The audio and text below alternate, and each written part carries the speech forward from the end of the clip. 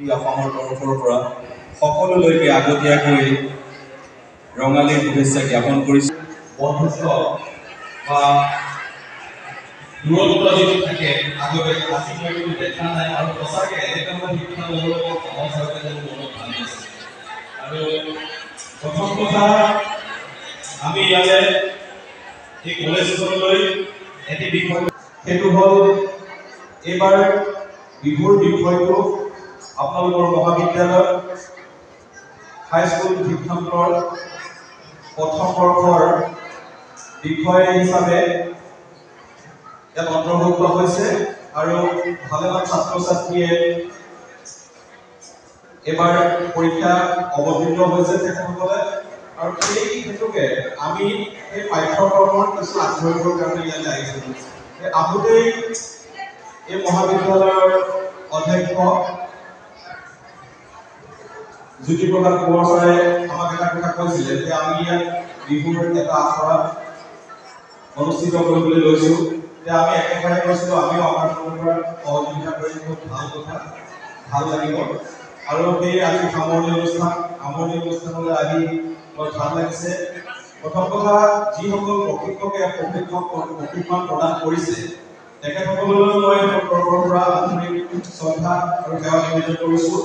এইকাৰণেই তেখেতসকল দুয়োগৰাকীয়ে আমাৰ বিহু সুৰক্ষা সমিতি অসমৰ পৰা স্বীকৃতি প্ৰদান কৰিছে। এগৰাকী আপোনাৰ উমাকান্তি দাস ডেকা আমাৰ ঠাই বিহুৱতী হিচাপে আছে আৰু তেখেতক বিভিন্ন ঠাইত যোৱা দেখোঁ, অসমৰ বিভিন্ন ঠাইত ঘূৰি ফুৰে।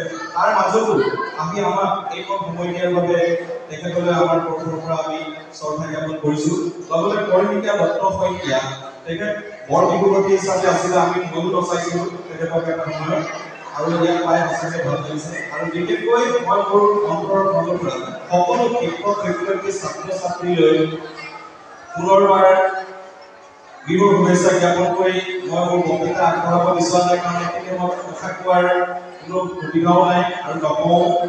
মই এটা কথা কৈ থৈ যাম, বিশেষকৈ যোৱাকালি ডিব্ৰুগড় জিলা বিহু সুৰক্ষা সমিতি আৰু লগতে অসমৰ বিভিন্ন প্ৰান্তৰ পৰা অহা বিশেষজ্ঞ বিহু বিশেষজ্ঞসকল লগতে ডিব্ৰুগড় বিশ্ববিদ্যালয়ৰ যৌথ উদ্যোগত বিহু বিষয়টো পাঠ্যক্ৰম হিচাপে অন্তৰ্ভুক্ত কৰিবৰ কাৰণে যোৱাকালি যিখিনি পাঠ্যক্ৰমৰ সন্নিৱিষ্ট কৰিব সেই লিখকসকল আমাৰ মাজত উপস্থিত আছিলে প্ৰত্যেকটো বিষয়ৰে আৰু তেখেতসকলে বিশদভাৱে এই বিষয়ে তাত আলোচনা কৰিছে আৰু দুটামান বিষয় হয়তো অকণমান সন্নিৱিষ্ট কৰিব লগা আছে, কৰাৰ পিছতে পাঠ্যক্ৰম হিচাপে অন্তৰ্ভুক্ত কৰিব।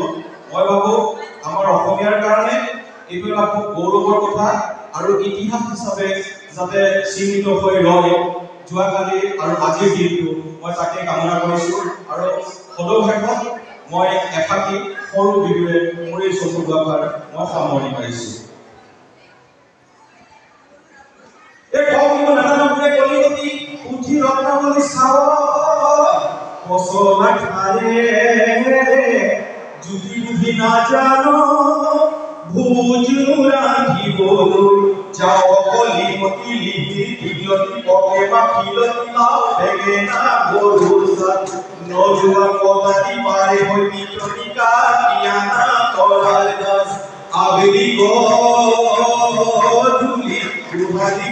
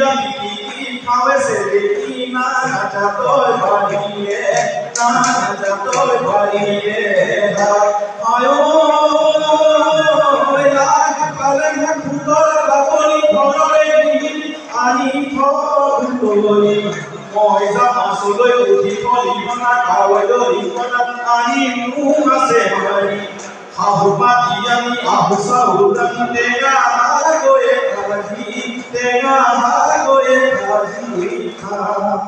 ধন্যবাদ।